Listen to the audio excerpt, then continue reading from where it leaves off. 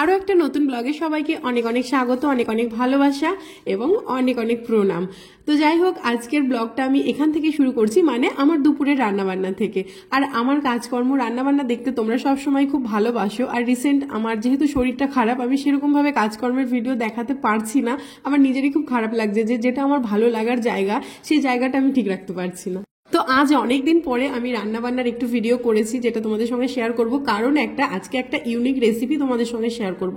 আমি জানি না কেউ কখনো খেয়েছো কিনা, আর খেয়ে থাকলে অবশ্যই কমেন্টে জানাবে। কারণ একটা ইউনিক সবজি দিয়ে করব হচ্ছে মাছের ঝোল। আর এই যে সেই সবজিটা, সেটা হচ্ছে ব্রকলি। ব্রকলিটা খুব রিসেন্টলি কিন্তু বাজারে এসেছে, সেটাও 1-2 বছর নয়, বেশ কয়েক বছর আগে থেকে বাজারে উঠেছে। আর এই ব্রকলি দিয়ে মাছের ঝোল যে কি স্বাদ হয় বা কি টেস্ট হয়, এটা মানে অন্য রকমেরই একটা রান্না। একদমই মশলা ছাড়া একটা পাতলা পাতলা ঝোল, যেটা প্রচন্ড টেস্টি। কিন্তু এই রান্নাটার মধ্যে একটু কিছু টিপস আছে, যেগুলো ইউজ করলেই রান্নাটা ঠিকঠাক হবে, তা না হলে কিন্তু রান্নাটা একদম ঘেটে যাবে। ব্রকলির তো প্রচুর চাইনিজ আইটেম মানুষ খায়, কিন্তু দেশি মাছের ঝোল কেউ করে খেয়েছো কিনা সেটা কিন্তু অবশ্যই আমাকে কমেন্টে জানাবে। আর এদিকে প্রদীপ আজকে বেশ বড় সাইজের একটা গোটা মাছ নিয়ে এসেছিল, অবশ্যই বাজার থেকে কাটি। আমি একদমই মাছ কাটতে পারি না, মানে অ্যাকচুয়ালি আমার মাছ কাটতে ভালো লাগে না। ওই কেটে আনলে ঠিক আছে, ধুয়ে নিতে পারবো, ওই পর্যন্তই। তো এই যে মাছ ধুয়ে টুয়ে একদম, যতগুলো মাছ আমি রান্না করছি আরো অতগুলো মনে করো আমি ফ্রিজে রেখে দিলাম, পরের দিন হয়ে যাবে। কারণ এত মাছ রান্না করে তো আর একদিনে খাওয়া সম্ভব নয় 3টে মানুষের পক্ষে। ওদিকে মাছগুলো ভাজা হচ্ছে, সেই ফাঁকে আমি মানে ব্রকলিটা তো কেটেই নিয়েছিলাম। কড়াইটা গরম হতে হতে, আবার কড়াই গরম হলে মাছগুলো দিয়ে আবার আলুটা কেটে নিলাম, আলুটা ধুয়েও নিলাম। আর মাছ ভাজা মোটামুটি দেখো হয়েছে, আর খুব হালকা ভেজেছি। আমি যে বিশাল কড়া করে মাছ ভাজি পাতলা ঝোল করলে সেটাও নয়। সামুদ্রিক মাছ হলে হয়তো একটু কড়া করে ভাজতে হয়, আর এই লোকাল মাছ হলে কিন্তু একটু হালকা ভাজাটাই বেটার। মানে আমরা তো সবকিছুই উপকারের জন্য খাই, তো সেই জন্য ওই হালকা ভেজে খেলেই বেটার।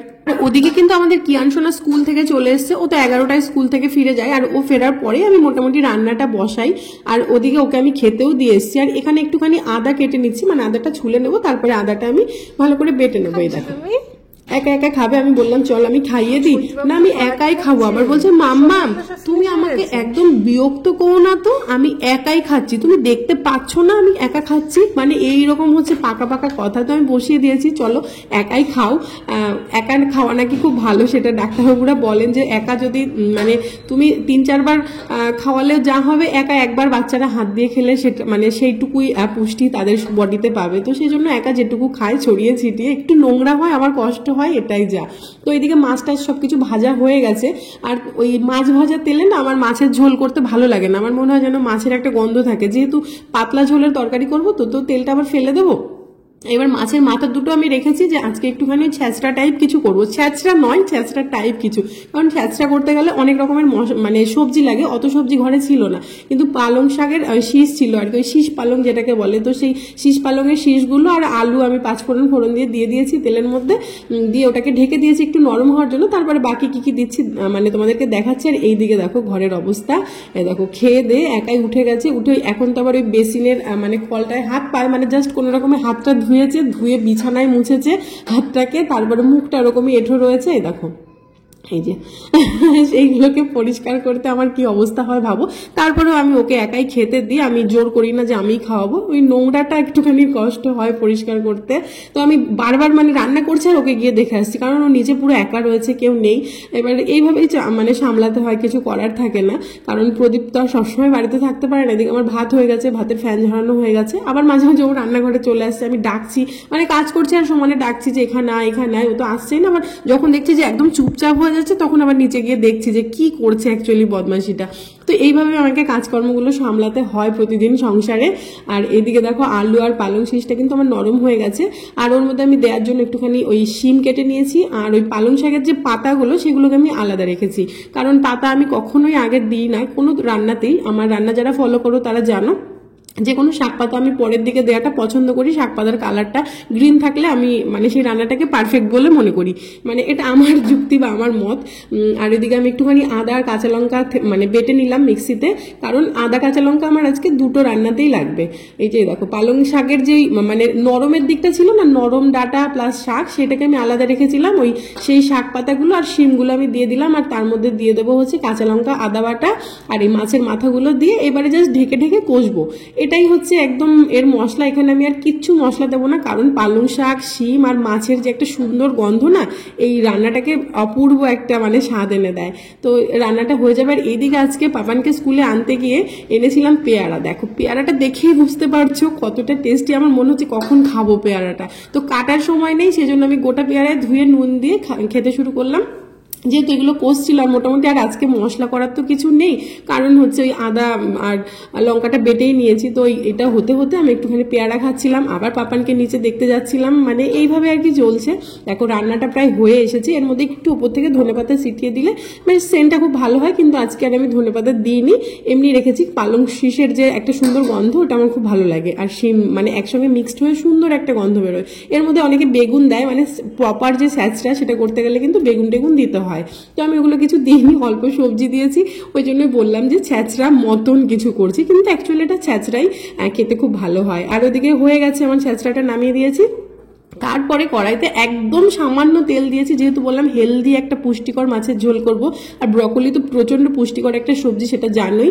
আর তার মধ্যে একটুখানি গোটা জিরে আর শুকনো লঙ্কা ফোড়নে দিয়ে জাস্ট মানে জিরেটা পোড়ার মতন দিয়ে আলুটা একটুখানি ওই ছ্যাঁচড়াটা হতে হতেই পেয়ারা খেতে খেতে আমি আলুটা বসিয়ে দিয়েছিলাম, ভাতটা নামিয়ে একটু সেদ্ধ হয়ে গেছিল।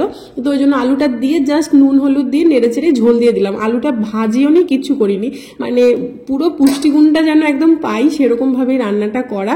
ওই তখন নুন হলুদ দিয়ে ঝোল দিয়ে জাস্ট ফুটতে শুরু করলো, না সরি ফুটতে শুরু করলো না, মানে মোটামুটি ফুটে এসছে, তখনই কিন্তু আমি ব্রকলিটা দিলাম। আর একটু পরে দিলেও কোনো সমস্যা না, কারণ ব্রকলি সেদ্ধ হতে খুব কম সময় লাগে, মানে 2-3 মিনিটের মধ্যে হাই ফ্লেমে যদি ফোটানো হয় ব্রকলি একদম নরম হয়ে যায়। দেখো মানে খুব তাড়াতাড়ি রান্না হয়ে যায়। ব্রকলি কিন্তু ওই আলুর সঙ্গে দিলে রান্নাটা পুরো ঘেটে যাবে, ব্রকলি পুরো গলে সে কেমন টাইপের একটা হয়ে যাবে। এ দেখো জাস্ট ব্রকলি দেওয়ার পরে 2-3 মিনিট আমি ফুটিয়েছি, তারপরে দিয়ে দিলাম মাছগুলো। ব্রকলি কিন্তু সেদ্ধ হয়ে গেছে, এরকম অবস্থায় খাওয়া যাবে। মানে এতটাই ইজি ব্রকলি রান্না করা। আর ব্রকলি রান্নার এটাই হচ্ছে টিপস আর এটাই হচ্ছে সিস্টেম, মানে একদম শেষের দিকে দিতে হবে। মানে আমার তাও এই দিন একটুখানি মানে আগেই দেওয়া হয়ে গেছিল, বা পরের দিকে আমি একটুখানি ঢেকে রেখেছিলাম, এই জন্য মানে ব্রকলির মাথাগুলো একটু গলে গলে গেছিলো। মানে রান্না শেষে দেখতেই পাবে, দেখো ব্রকলি কিন্তু গলে গেছে। আর আলুটা কিন্তু আমার সেদ্ধ করাই ছিল, সেই জন্য ঝোলটা খুব তাড়াতাড়ি হয়ে গেল। ঝোলটা দেখে খেতে ইচ্ছে করছে না, কত ফ্রেশ একটা মানে টেস্টি ঝোল। এটার মধ্যে শুধু আদা আর জিরে বাটা দেওয়া হয়েছে, আর কিছু না। আর নামানোর আগে পাটায় বেটে একটুখানি গোটা গরম মশলা দিয়ে এই যে আবার ঢেকে দিলাম, আর ঢেকে এটাকে আমি নামিয়ে দেবো। মানে প্রচন্ড হেলদি অ্যান্ড টেস্টি ব্রকলি আলু মাছের ঝোল। তো রান্নাটা আমার কমপ্লিট হয়ে গেছে। দেখো একটুখানি আমার বেশি ফুটে গেছে, সেজন্য ব্রকলির মাথাটা ভেঙে ভেঙে গেছে, কিন্তু মানে টেস্ট খারাপ হয়নি, সেটা দেখেই বুঝতে পারছো। মানে ব্রকলি কিন্তু সবুজই ছিল, মানে বেশি সেদ্ধ হয়ে যায়নি, জাস্ট একটুখানি 1-2 মিনিট আগে আমার নামাতে হতো। মানে নিচে পাপানকে দেখতে গিয়ে গন্ডগোলটা হয়েছে, তারপরে ঠিক আছে, মোটামুটি গোটাই আছে ব্রকলিগুলো।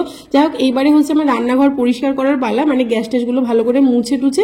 আমি মেঝেটা আর কি কিছু করবো না, ওটা কমলা এসে মুছে নেবে, কারণ গ্যাস ট্যাস না মুছলে আর কিরকম একটা বিরক্ত লাগে। ওর আস্তে আস্তে তো আরো 2 ঘন্টা 3 ঘন্টা প্রায় হয়েই যায়, 4টের দিকেও আসে। এই দিকটা এই দেখো সব সবজিগুলো সব গুছিয়ে নিয়েছি। আর এরপরে হচ্ছে আমার নিচটা পরিষ্কার করার পালা। এই যে দেখো, তারপরে ওকে স্নান করাবো, তারপরে ওকে খাওয়াবো, মানে খেতে দেবো, তারপরে আমরা নিজেরা খাবো। আর এখানে আমি ভয়েস দিচ্ছি, পাপান ও দাদুর সঙ্গে খেলা করছে, এই জন্য এই সাউন্ডটাও কিন্তু তোমরা পাচ্ছ। যাই হোক চলো, এরপরে সন্ধ্যাবেলা একবারে দেখা হচ্ছে। আর সন্ধ্যাবেলা মানেই এখন আমাদের এখানে এই যে কাঞ্চন উৎসবটা চলছে, যেটা গত কয়েকদিনের ব্লগে তোমরা দেখতেই পাচ্ছ। মানে 8 দিন 9 দিনের বোধহয় প্রোগ্রামটা হয় টোটাল। তো সেই অনুষ্ঠানে যাচ্ছে। আজকে হচ্ছে শেষের প্রোগ্রামটা, মানে একদম লাস্টের দিনের যে প্রোগ্রাম সেটা, আর পরের দিন হচ্ছে বাজি পোড়ানো। তো আজকের ভিড়টা দেখো, প্রত্যেক দিন এই রাস্তা দিয়ে যাওয়ার সময় কিন্তু আমি ভিডিও বানাই, কতটা মানে ফাঁকা ফাঁকা দেখিয়েছিলাম যে এই বছর একদম ভিড় হয়নি, প্রচন্ড ঠান্ডা, আমি কত কিছু বলেছি, কিন্তু আজকে কিন্তু প্রচুর ভিড়। আচ্ছা, আজকে কে আসবে সেটাই তো বলা হয়নি তোমাদের। আজকে আসবে হচ্ছে ভোজপুরি হিরো আর ওই ভোজপুরি সিঙ্গার বোধহয়। মানে অ্যাকচুয়ালি আমি সত্যি কথা বলতে ভোজপুরি গান সেরকম ভাবে কখনো শুনি না, মানে আমি শুনিই না, কিন্তু এই যে সিঙ্গার আর কি, উনি হচ্ছে খেসারি লাল। তো এর আগেও আমি মানে ওনার প্রোগ্রাম দেখেছি, কারণ আমাদের এই কাঞ্চন উৎসবে বেশ কয়েক বছর আগে উনি এসেছিলেন। ভীষণ সুন্দর করে, বেশ ভালো লাগে। তো আজকেও ভীষণ সুন্দর একটা প্রোগ্রাম হয়েছে, কিন্তু যেহেতু আজকের দিনে ভিড় ভিড় হবে এটা একটা আইডিয়া ছিল। তো সেই জন্য মানে তারপরে আর ওই কমিটির যারা থাকে না ভলেন্টিয়ার, তো তারা প্রদীপকে ফোন করে বলেছিল আর কি যে প্রদীপ তাড়াতাড়ি চলে আসিস, নাহলে কিন্তু ঢোকা চাপ হয়ে যাবে ভেতরে। কারণ মানে হয় না যে গেট পর্যন্ত পৌঁছতে পারবো না, এমন একটা অবস্থা হয়ে যাবে। তো সেই জন্য একটু আগে আগে গেছিলাম, তো তখনও প্রোগ্রাম শুরু হয়নি। এই যে এগুলো হচ্ছে আমাদের এখানকার লোকাল আর কি ছেলে মেয়েরা বিভিন্ন নাচের স্কুল, গানের স্কুলের মানে অনুষ্ঠানগুলো হয়, যেটা মানে এত সুন্দর একটা প্রোগ্রাম হচ্ছিল, মানে একটা ডান্স প্রোগ্রাম, ভীষণ ভালো লাগছিল। মানে মানুষ তো এই ডান্সটা দেখার পরে মানে যখন কমপ্লিট হলো এত হাততালি আর এত হই হই করেছিল, খুব সুন্দর হয়েছিল এই প্রোগ্রামটা। खेसारी लाल यादव के साथ और उसके साथ है इस मंच में आग चुनाने वाले सपना चौहान, जोर से तालियों से स्वागत करेंगे। ओ पीछे पीछे से आवाज नहीं आ रहा है, पीछे से दोस्तों, पीछे से।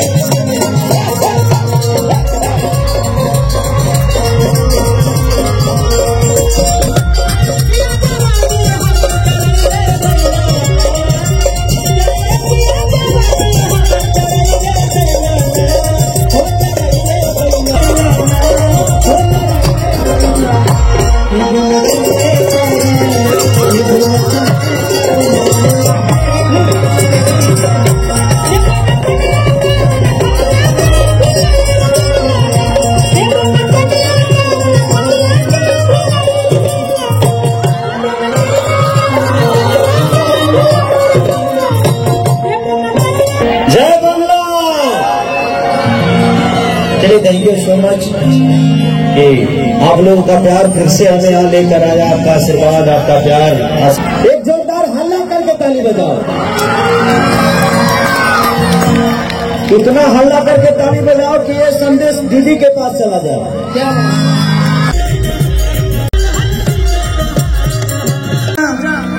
हर हल में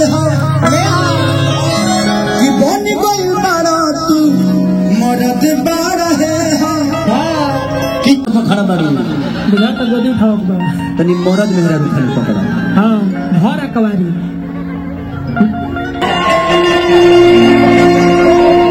कि बनाए लेके अपना हो कि तनी सुटद चदरिया तान के आज तान के तो टूट जाई राजा जी, टूट जाई राजा जी पलंग सहवान के। क्या बात है? 1 2 3 4।